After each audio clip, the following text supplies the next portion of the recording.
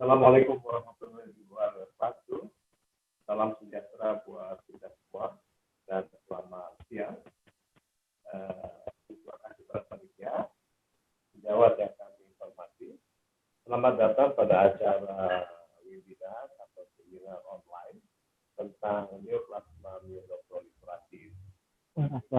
Acara ini terselenggara berkat kerjasama antara Departemen Ilmu Penyakit Dalam Fakultas Kedokteran Unhas, Perhimpunan Onkologi, Hematologi Onkologi Penyakit Dalam FK Unhas dan di Makassar dan di Manado, dan dukungan dari PT Novartis. Sejauh sekalian yang akan dihormati, pada siang ini kita akan membahas tentang neoplasma mieloproliferatif. Saya kira entitas ini sebetulnya kita sudah tahu kalau kita tahu tentang polycythemia vera dan myelofibrosis. Sebagai pengantar sebelum kita masuk bahwa ini kita sudah kenal tentang neoplasma mieloproliferatif ini, dan pada siang ini kita akan fokus pada dua hal, yaitu tentang myelofibrosis dan pada polycythemia vera. Untuk itu telah siap 4 orang pembicara pada siang ini, 2 orang dari Makassar dan 2 orang dari Manado. Keempat pembicaranya adalah cantik-cantik semua, kecuali 1 orang yang pembicara kedua. Dan sebelum dimulai acara ilmiah ini, kami sampaikan bahwa acara ini akan kami bagi dalam 2 sesi. Sesi pertama adalah tentang myelofibrosis, dan sesi kedua adalah tentang polycythemia vera. Pembicara pertama adalah Dr. Tuti Harjianti, spesialis penyakit dalam, konsultan hematologi onkologi medik. Kurikulum vitae sudah ditayangkan. Dr. Tuti akan membahas tentang pemahaman kita mengenai myelofibrosis. Dalam 20 menit ke depan, Dr. Tuti akan menjelaskan kepada kita bagaimana identifikasi dan diagnosa myelofibrosis. Kami persilahkan Dr. Tuti selama waktu 20 menit. Silakan.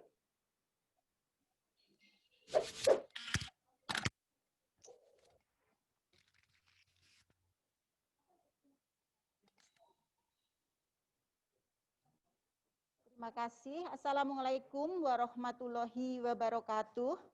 Dan selamat pagi. Terima kasih kepada Bapak Moderator, Dr.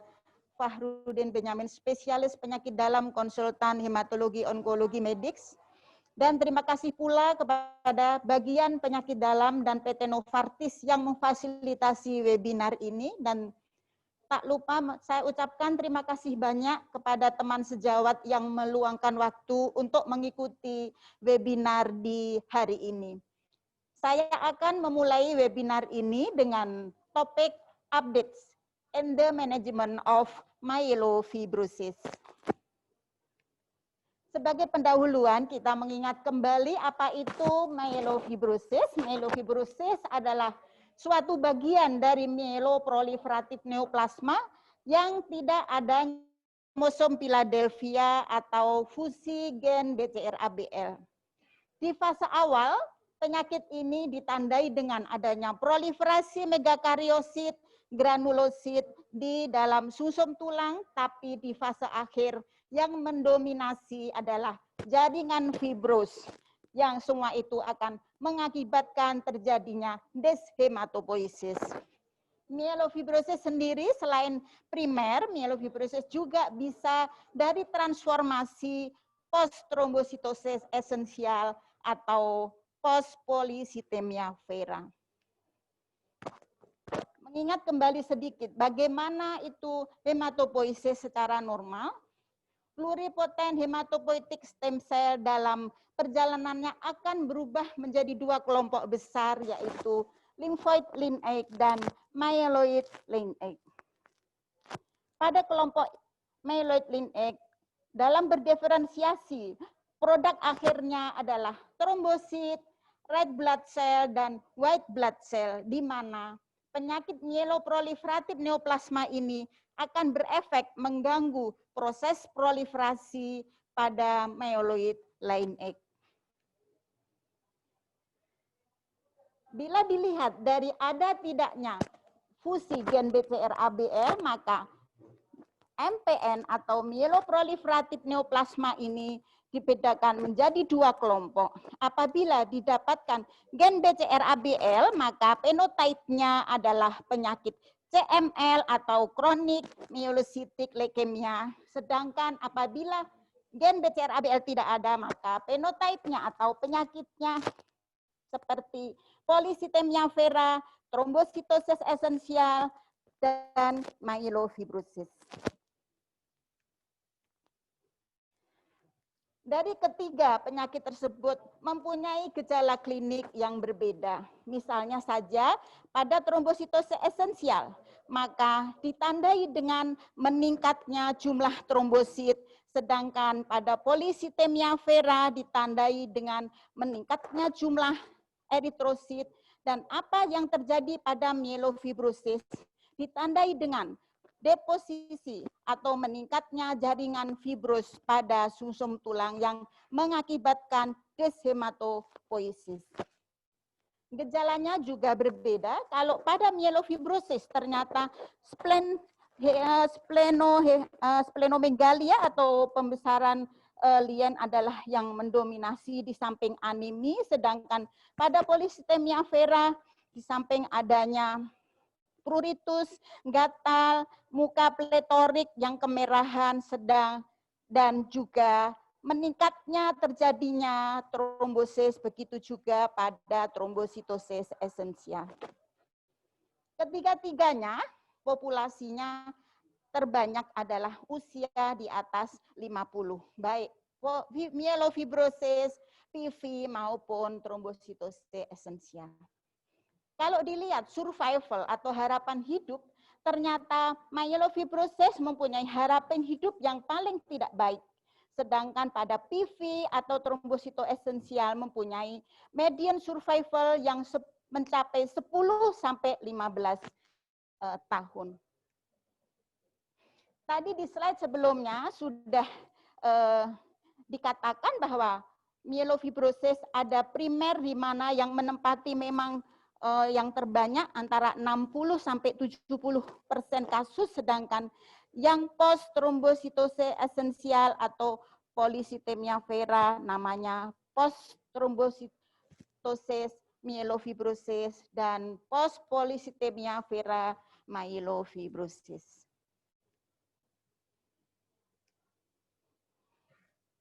Menurut WHO 2016,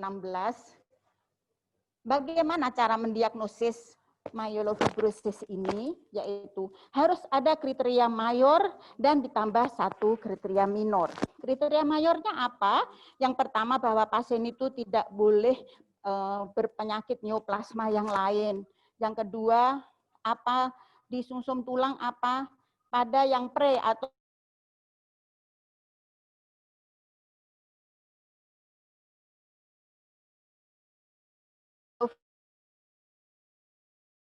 proliferasi yang meningkat pada granulopoiesis. Sedangkan pada yang over atau yang stadium lanjut, maka didominasi oleh jaringan kolagen retikulin grade 2 atau grade 3. Molekuler apa? Pada molekuler, maka mayoritas didapatkan adanya mutasi gen Janus kinase 2 atau CART atau MPL mutasi. Salah satu gejala minor, apakah adanya peningkatan serum LDH, ataukah adanya splenomegali, anemi, atau adanya leukositosis. Manifestasi myelofibrosis, baik manifestasi maupun prognosis dari myelofibrosis diakibatkan adanya abnormalitas atau mutasi Janus kinase 1 atau Janus kinase 2 yang mengakibatkan teraktivasinya gen tersebut menyebabkan peningkatan zat-zat proinflamasi, sitokain, yang akhirnya akan menyebabkan gejala simptomatis atau simptomatis konstitusional seperti apa? Seperti demam, batuk, berat badan menurun, keringat malam, dan sebagainya. Dan itu semua ternyata gejala konstitusional atau gejala sistemik itu mempengaruhi prognosis, mempengaruhi harapan hidup.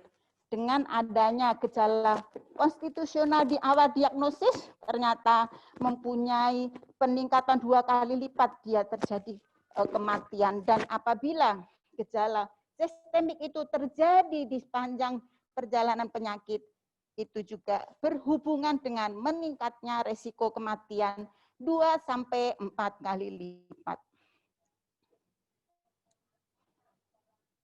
Mutasinya gen Z2 juga menyebabkan teraktivasinya megakariosit sehingga meningkatkan juga growth factor, terutama adalah fibroblast growth factor yang akhirnya terjadi penumpukan jaringan fibrus pada sumsum tulang yang pada akhirnya akan menyebabkan inefektif hematopoiesis. Inefektif hematopoiesis pada meduler akan menyebabkan teraktivasinya hematopoiesis ekstrameduler yang dengan gejala splenomegali. Begitu juga ada tanda-tanda anemi. Ternyata gejala-gejala atau manifestasi sistemik ini mempengaruhi survival. Dengan adanya gejala-gejala konstitusional menyebabkan survivalnya atau harapan hidupnya. Tadi sudah dikatakan adanya penumpukan jaringan ikat pada sumsum tulang menyebabkan abnormalitas atau disefektif hematopoiesis. Salah satunya adalah menyebabkan anemi. Begitu juga teraktivasinya hematopoiesis ekstrameduler yang ditandai dengan splenomegali. Dan dalam penelitian ternyata kasus myelofibrosis hampir lebih dari 80% disertai dengan splenomegali. Beberapa gejala sistemik pada myelofibrosis dari penelitian ternyata rasa lemas adalah yang paling banyak dikeluhkan pasien dengan myelofibrosis. Di samping itu juga cepat kenyang, abdominal discomfort, aktivitas yang terbatas karena adanya rasa nyeri, splenomegali, batuk, demam, dan keringat malam, serta menurunnya berat badan. Prognosis dari myelofibrosis diatur dalam International Prognostic Score System yang dilihat adalah umur, di mana umur yang lebih dari 65 tahun mempunyai nilai 1, adanya gejala konstitusional, HB yang kurang dari 10, white blood cell yang lebih dari 25.000, atau adanya sel muda seperti mieloblast yang lebih dari 1%. Dari berdasarkan poin-poin yang dinilai maka dibedakan low risk, intermediate 1, intermediate 2, dan high risk. Semakin high risk maka survivalnya semakin kecil. Yang high risk harapan hidupnya, median survivalnya hanya 2,3, sedangkan yang low risk median survivalnya 11,3. Bagaimana manajemen dari myelofibrosis itu sendiri? Tujuan dari terapi myelofibrosis utamanya menyembuhkan penyakit. Dan yang kedua, memperpanjang harapan hidup. Sedangkan goal secondary goal adalah menurunkan simptomatis baik sitopeni, splenomegali, dan simptom sistemik yang lain.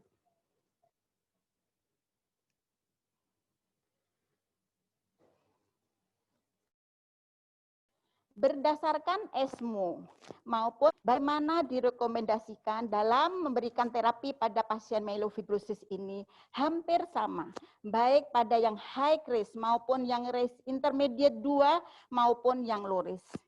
Yang pertama, kalau yang golongan high risk atau intermediate 2, maka pilihan utamanya adalah allotransplantasi. Tapi apabila tidak memungkinkan, maka pilihan pertama adalah ruxolitinib yang merupakan inhibitor kinase 1 atau Janus kinase 2. Kalau tidak ada, maka terapi konvensional yang lain. Pada NCCN, sama bedanya. Apabila tidak memungkinkan dilakukan allotransplantasi, maka dilihat dulu trombositnya.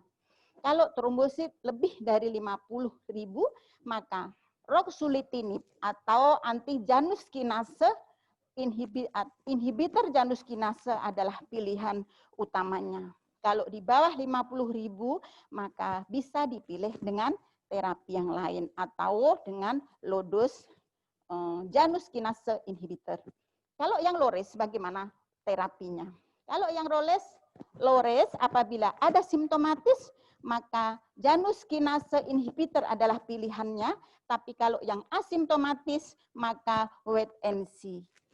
Begitu juga guideline NCCN pada golongan yang low risk, maka yang ada simptomatisnya, maka direkomendasikan pilihannya adalah ruxolitinib atau JAK2 inhibitor. Ini adalah langkah-langkah atau algoritme bagaimana kita manajemen myelofibrosis, baik yang primer myelofibrosis maupun yang post PV atau post trombositosis esensial. Kita hitung dulu skor berdasarkan international prognostic score. Kita lihat umurnya seperti yang tadi, HB-nya dan sebagainya. Kalau dia masuk di low risk dan ada simptomatis, maka kita berikan ruxolitinib atau terapi yang lain, sedangkan apabila tidak ada simptomatisnya, dilakukan observasi.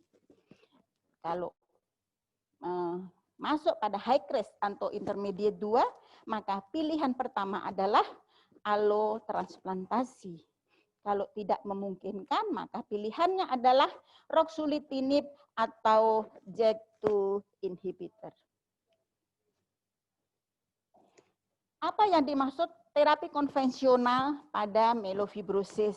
Seperti transfusi, splenektomi kalau memang ada keluhan yang nyeri, ya, radiasi, kortikosteroid, sitoreduksi seperti hidroksiurea, atau EPO, eritropoiesis, imunomodulator, dan inhibitor tumor nekrosis faktor alfa. Dalam kehidupan dalam praktek sehari-hari kita masih sering menggunakan hidroksiurea walaupun itu off label dan dengan segala efek samping yang harus kita monitor karena merupakan mielosupresan yang non selektif, sehingga bagaimana HB-nya ikut turunkah, leukositnya ikut turunkah, nah itu yang harus jadi pertimbangan. Di sini dikatakan bahwa untuk terapi kuratif hanya satu yang ada untuk myelofibrosis, yaitu dengan allogeneic stem cell transplantasi. Ini adalah salah satu contoh bagaimana bedanya antara target terapi atau JAK inhibitor dengan hidroksiurea yang merupakan kemoterapi sitoreduktif. Hidroksiurea mekanismenya menghambat pembentukan RNA maupun DNA, sedangkan JAK2, JAK1 inhibitor menghambat aktivasi dari gen JAK2 maupun JAK1 yang merupakan inisiator terjadinya proliferasi sel. Manfaatnya hidroksiurea bisa mengontrol splenomegali atau menurunkan leukositosis, trombositosis, namun kita tahu bahwa karena dia non selektif sehingga hati-hati dengan terjadinya pansitopeni dan infeksi. Sedangkan yang JAK2 atau JAK inhibitor dia bisa menurunkan splenomegali lebih dari 35% dan menghilangkan gejala konstitusi atau gejala sistemik dan meningkatkan survival. Memang mempunyai efek samping juga adanya anemi dan trombositopeni, tapi masih bisa ditangani dengan baik. Ada 2 studi fase 3 untuk melihat bagaimana efikasi dari ruxolitinib sebagai JAK inhibitor pada kasus myelofibrosis. Di sini ada 2 penelitian, yaitu COMFORT 1 dan COMFORT 2. Pada COMFORT 1 membandingkan antara pemakaian ruxolitinib dengan placebo.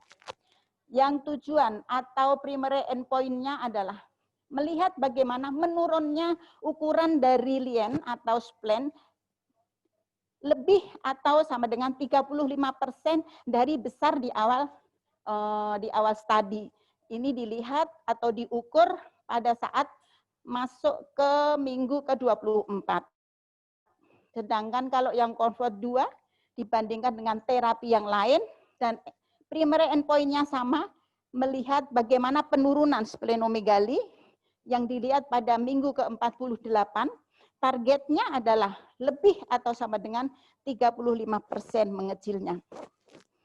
2 kelompok ini dibagi dengan 2 kelompok, dan apabila kelompok placebo mengalami progresivitas, maka padanya juga diberikan ruxolitinib. Begitu juga dengan terapi yang lain, kalau mengalami progresivitas, maka diberikan ruxolitinib.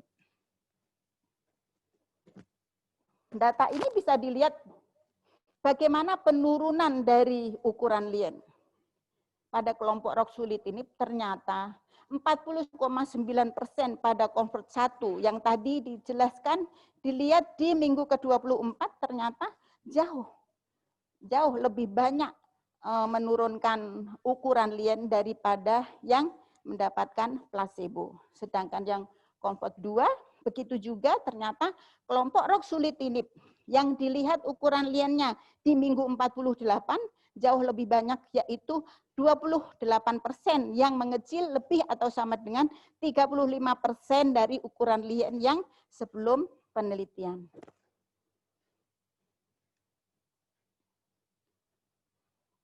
Kalau dilihat harapan hidup atau survival antara kelompok ruxolitinib dibandingkan dengan placebo atau dibandingkan dengan terapi yang lain, bisa dilihat bahwa yang golongan ruxolitinib mempunyai survival yang lebih baik daripada yang placebo. Begitu juga yang COMFORT 2, median overall survival-nya yang golongan ruxolitinib jauh lebih besar. Kalau dilihat memang di tahun pertama hampir seimbang antara pemberian atau kelompok ruxolitinib dengan kelompok yang diberikan terapi yang lain, tapi semakin lama semakin menjauh, yang artinya bahwa ruxolitinib jauh lebih bagus dalam memperpanjang survival daripada terapi yang lain. Dilihat dari kualitas hidup, keluhan-keluhan simptomatis. Di sini ruxolitinib akan mengurangi keluhan tidak enak di perut, rasa sakit, lebih cepat kenyang, atau keringat malam dan sebagainya daripada golongan placebo. Begitu juga pada COMFORT 2 ternyata kelompok ruxolitinib akan mengurangi rasa lemas, nyeri, dyspnea, rasa sesak, insomnia, maupun kurangnya nafsu makan.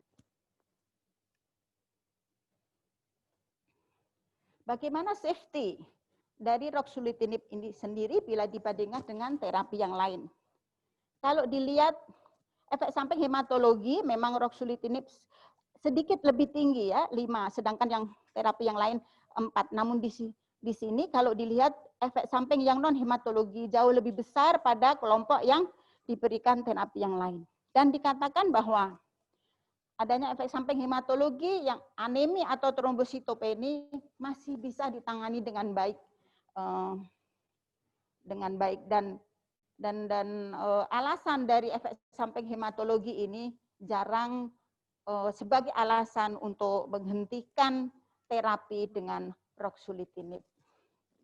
Ini lebih jelas lagi bahwa pada kelompok ruxolitinib memang turun, terutama di sini dikatakan minggu 8 sampai 12 turun, tapi akhirnya stabil. Begitu juga dengan trombosit, menurun mulai 8 sampai 12, namun akhirnya dia datar dan masih bisa diterapi dengan terapi suplemen. Di samping ruxolitinib, ada beberapa JAK2 inhibitor yang belakangan berkembang, baik pacritinib, fedratinib, maupun itacitinib. Ketiga-tiganya memang masih stadinya fase 2 dan sebagai second line apabila pasien tersebut mengalami failure atau resisten terhadap ruxolitinib atau JAK inhibitor.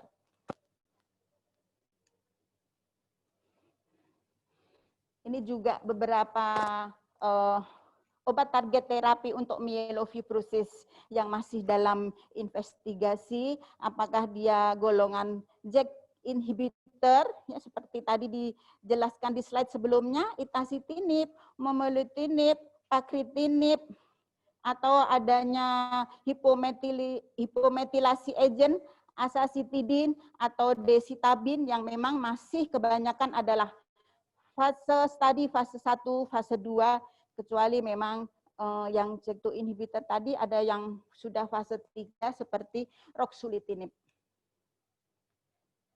Bapak moderator yang terhormat, sebagai summary dari presentasi saya bahwa pasien dengan myelofibrosis ditandai adanya dominasi fibrosis pada sumsum tulang, adanya anemi dan splenomegali, adanya gejala-gejala konstitusional berhubungan dengan baik atau buruknya survival.